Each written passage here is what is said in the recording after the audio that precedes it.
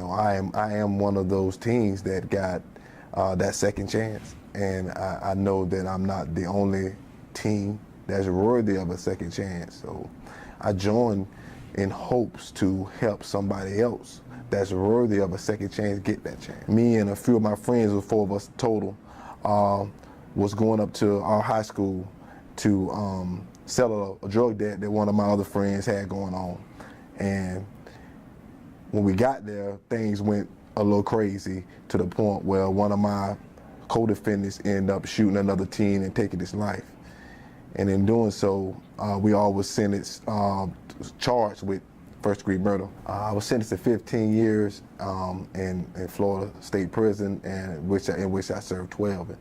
And in doing those 12 years, I basically became a man. I was a child when I went in, and I learned a lot of hard lessons. A year after that was 2006. I got a call from my probation officer saying that the father of the victim in my case wanted to meet and talk with me, and he told me to think about it overnight and call him back tomorrow and see that I wanted to do it. At first I was undecided. I was like, how do I face this man? I mean, I don't know what to tell him. And I talked with my mom. My mom was like, tell him what's on your heart. Go in there and he want to talk to you for a reason. Go talk to him and tell him what's on your heart. And that's what I did. And from that, me and Mr. Mitchell has been going out. His question to me was I willing to speak with some youth about my life and my life experiences? And I agreed. And from there, we've been working with each other ever since then. It was a situation where my family was immune to anything like this occurring.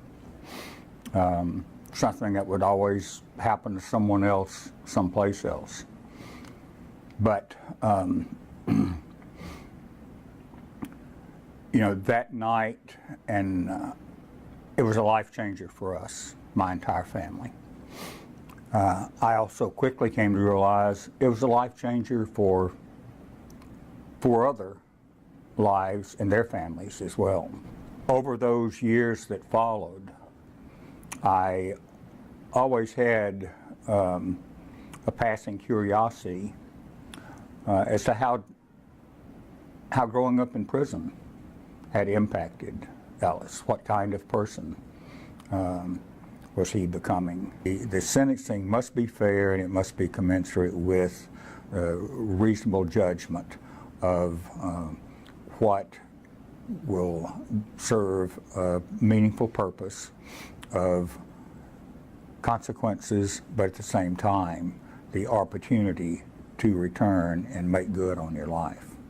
Give the people some hope at a second chance, because if you got somebody with a life sentence. I had a roommate with a life sentence, and he was so negative. I mean, he used to fight all the time, disrespect the officers, stay in confinement, get me in trouble.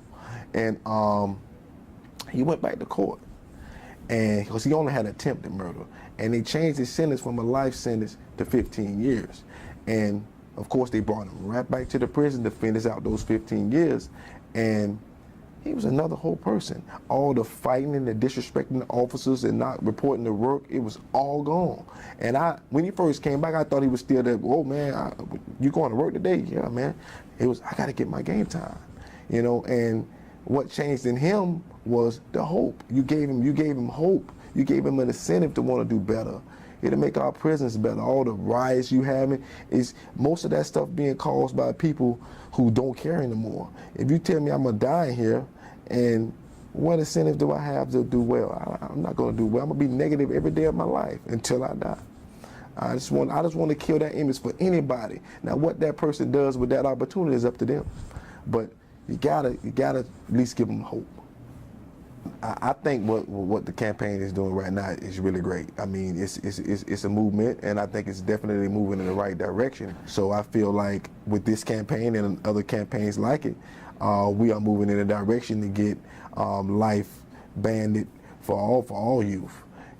I think that the movement just needs time to get a little more steam. I think we got the momentum. We all have the ability to learn from our mistakes, and that hope should not be taken away. And I think the campaign can be very effective in accomplishing that.